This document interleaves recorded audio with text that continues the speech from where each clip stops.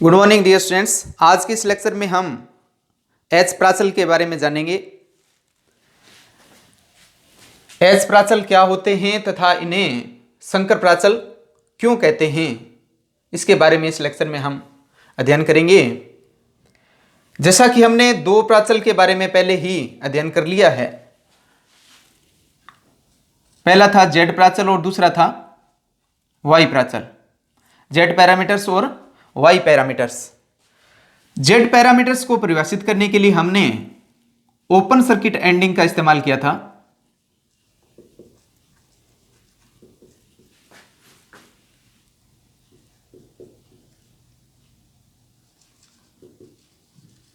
और Y parameters को परिभाषित करने के लिए हमने शॉर्ट सर्किट एंडिंग का इस्तेमाल किया।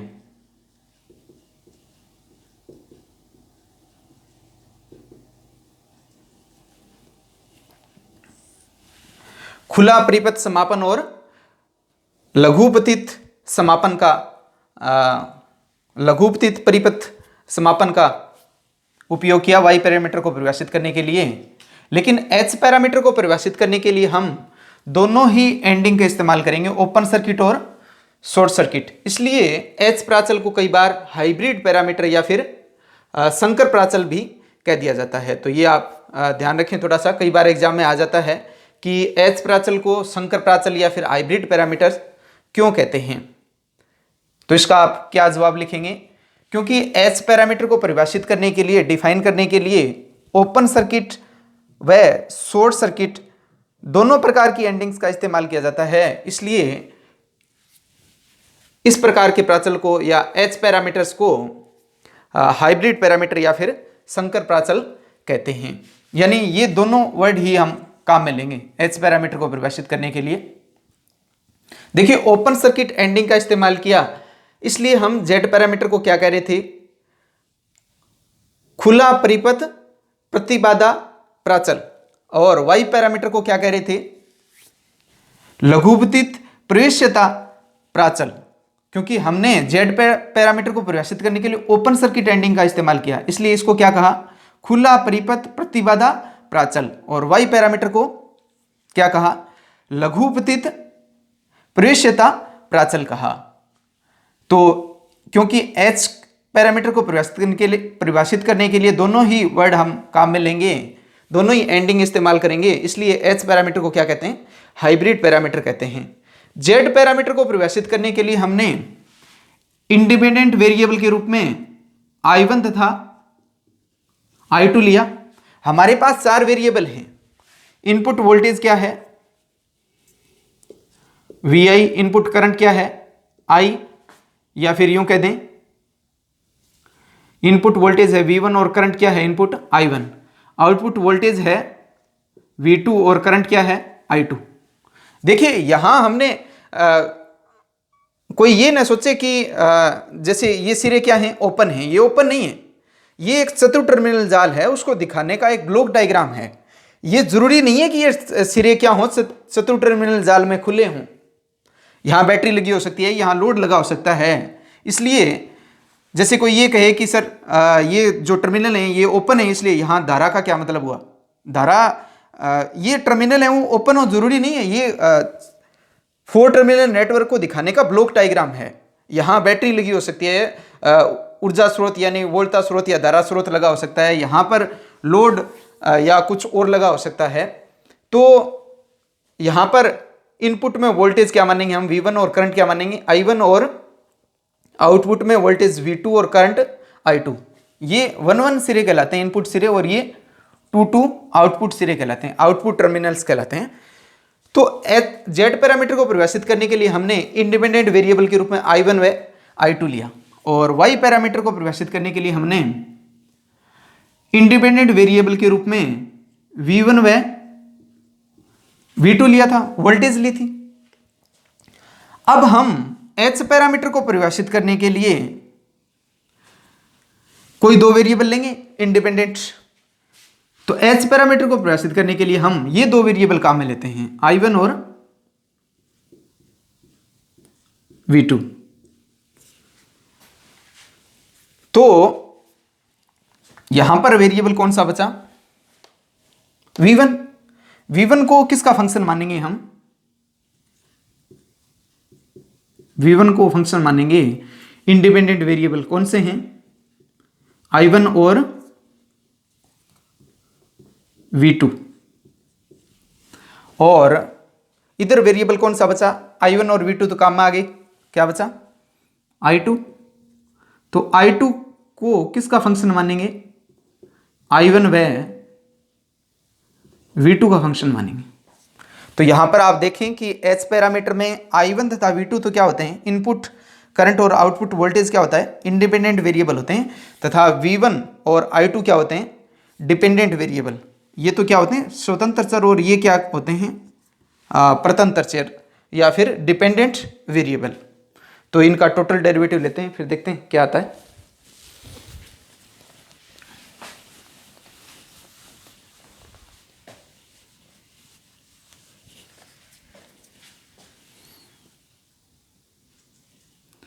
dv1 बराबर क्या आएगा, del v1 upon del i1 di1 plus del v1 upon del v2 dv2। और इसका टोटल डेरिवेटिव लेंथ क्या मिलेगा, di2 बराबर del i2 upon del i1 di1 plus del i2 upon del v2 into dv2। अब हम ये जो small changes हैं dv1 di1 dv2 यहाँ di2, इनको क्या लिखेंगे, कैपिटल लेटर्स के रूप में लिख देंगे। इस चेंज को क्या लिखेंगे, v1, कैपिटल v1 बराबर आ जाएगा, इसको हम लिख देते हैं hi या h11 कैपिटल i1। ये जो चेंज है इसको मैंने कैपिटल I1 लिखा, और इसको लिखते हैं h12 और ये हो गया कैपिटल v2, और यहाँ कैपिटल I2 बराबर आ जाएगा, इसको हम लिखेंगे h21 I1 प्लस इसको लिखेंगे h22 v2। h11 को कई बार hi भी लिख दिया जाता है। hi क्यों लिखा जाता है, इसका कारण हम इनको परिभाषित करेंगे तब देखेंगे। इसको लिखा जाता है hr भी कहा जाता है, इसको हम hf कह देते हैं, और साथ में क्या चल रहा है I1 प्लस इसको क्या कहते हैं HO कह देते हैं। चलिए अब इनकी हम परिभाषा देखते हैं, क्या है परिभाषा। जो H पैरामीटर्स हमारे पास आए हैं HI, HR, HF और HO, इनको परिभाषित करेंगे। तो देखें आपकी H11 या HI क्या है, del V1 upon del I1 है। H12 क्या है, del V1 upon del V2, और H21 या फिर HF जिसको कहते हैं वो क्या है, del I2 upon del I1 है। और H22 क्या है या फिर HO क्या है, del I2 upon del V2 है। तो इनको मिटाने के बजाय इसको मिटाते हैं।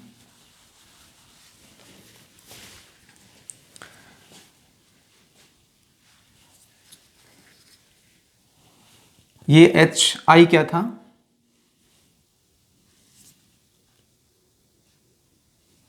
HI था del V1 upon del I1 था, और HR क्या था, HR था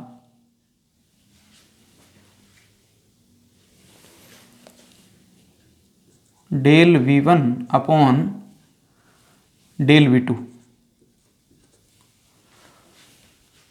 और HF क्या था?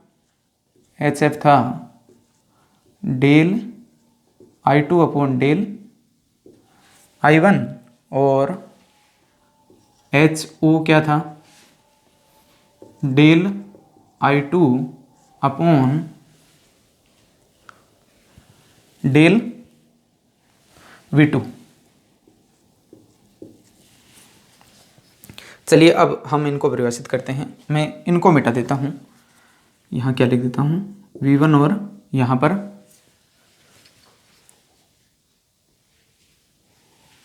आएगा I2। अब देखिए इनको परिभाषित करते हैं। HI क्या है?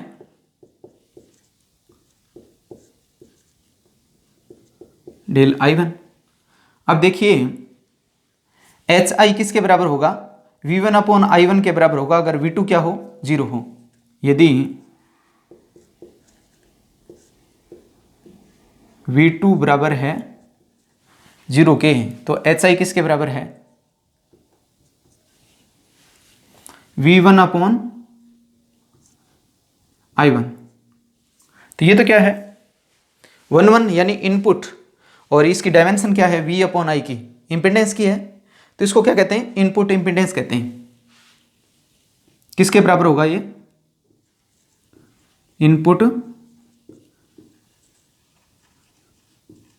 इम्पिडेंस के बराबर होगा जब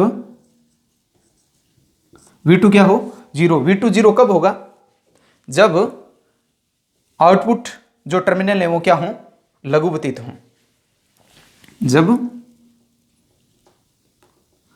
आउटपुट टर्मिनल्स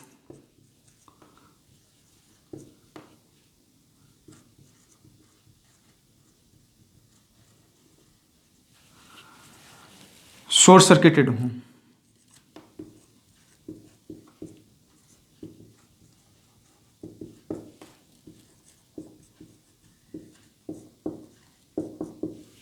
शॉर्ट सर्किट के रूप में हो। और अब देखेंगे हम HR क्या है? HR क्या है? Del V1 upon del V2। यदि हम I1 को 0 कर दें तो HR किसके बराबर होगा? ये तो टर्म 0 हो गई, V1 अपॉन V2 के बराबर होगा ना। तो HR किसके बराबर हो जाएगा? V1 upon V2। और ये देखिए ये क्या है? 1 ऊपर आ रहा है, नीचे 2 आ रहा है, तो इसको क्या कहेंगे? अपने रिवर्स कहेंगे।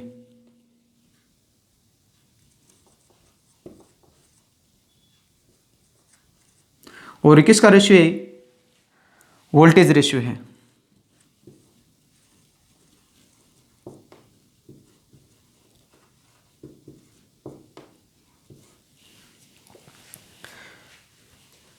ये किसके बराबर होगा? HR रिवर्स वोल्टेज रेशियो के बराबर होगा जब I1 क्या हो? 0। I1 0 कब होगा?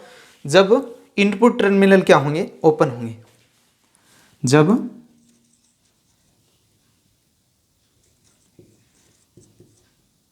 इनपुट टर्मिनल्स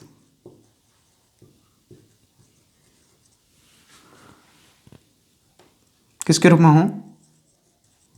ओपन सर्किट के रूप में हो।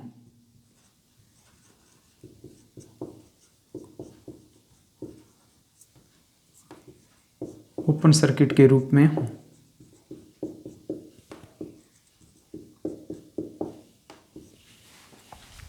अब हम देखते हैं HF क्या होता है। HF क्या है? HF है del I2 upon del I1।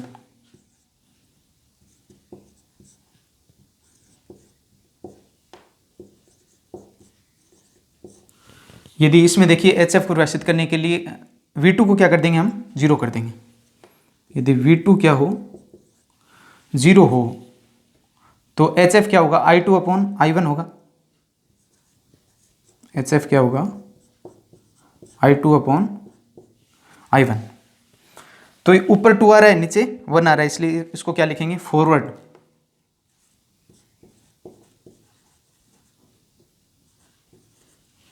Current ratio है ये।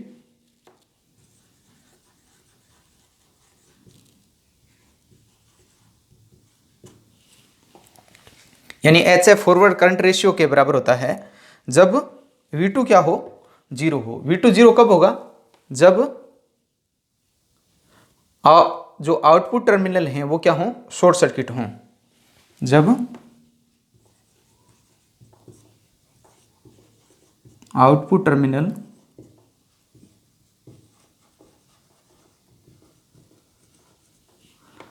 शॉर्ट सर्किट के रूप में हो।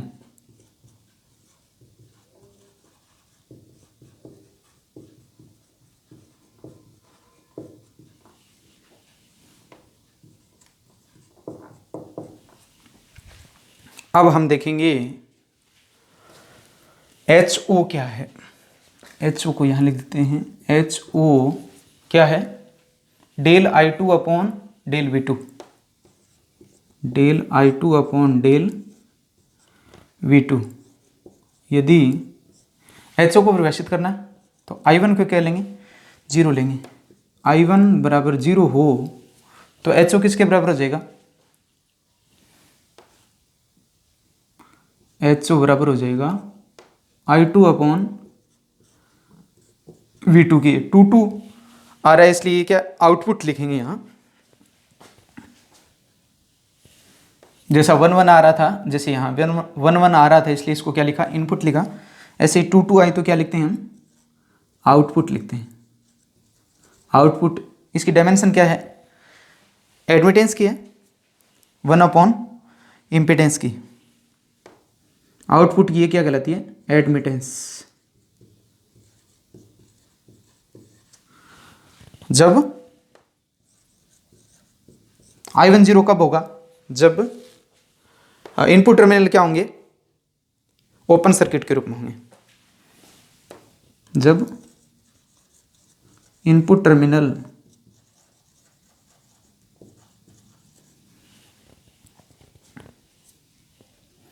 ओपन सर्किट के रूप में हो।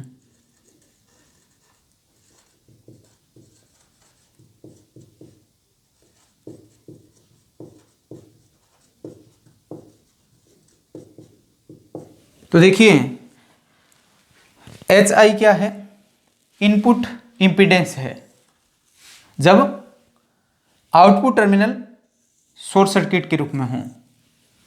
और HR क्या है, रिवर्स वोल्टेज रेशियो है। HR क्या है, रिवर्स वोल्टेज रेशियो है जब इनपुट टर्मिनल ओपन सर्किट के रूप में हो। HF क्या है, फॉरवर्ड करंट रेशियो है, या करंट गेन भी कह देते हैं इसको। फॉरवर्ड करंट गेन रेशियो के बराबर होता है जब आउटपुट टर्मिनल क्या हो, शॉर्ट सर्किट के रूप में हो। और HO क्या है, आउटपुट एडमिटेंस है जब इनपुट टर्मिनल ओपन सर्किट के रूप में हो। तो देखिए हमने HI, HR, HF, HO को परिभाषित किया, लेकिन परिभाषित करने के लिए हमने ये देखिए short circuit, open circuit, short circuit और ओपन सर्किट, यानी शॉर्ट सर्किट और ओपन सर्किट दोनों प्रकार की एंडिंग का इस्तेमाल किया, दोनों प्रकार के समापनों का यूज किया। इसलिए H पैरामीटर को क्या कहते हैं, हाइब्रिड पैरामीटर कहते हैं। तो ये थे H पैरामीटर। और ये ट्रांजिस्टर को समझने के लिए, ट्रांजिस्टर को हम 4 टर्मिनल नेटवर्क के रूप में लेंगे आगे, तो उसको समझने के लिए फिर नेटवर्क को H पैरामीटर हैं वो बहुत ही उपयोगी होंगे। तो इसकी जानकारी आपको अच्छे से होनी चाहिए। 1-2 बार लेक्चर को फिर से देखें ताकि ज़्यादा से ज़्यादा समझ में आ सके। और अगले लेक्चर में हम Z पैरामीटर से संबंधित तुल्य परिपथ बनाएंगे, फिर Y तथा H पैरामीटर से संबंधित तुल्य परिपथ बनाएंगे। तो आगे फिर ट्रांजिस्टर को समझना क्या हो जाएगा, और भी आसान हो जाएगा।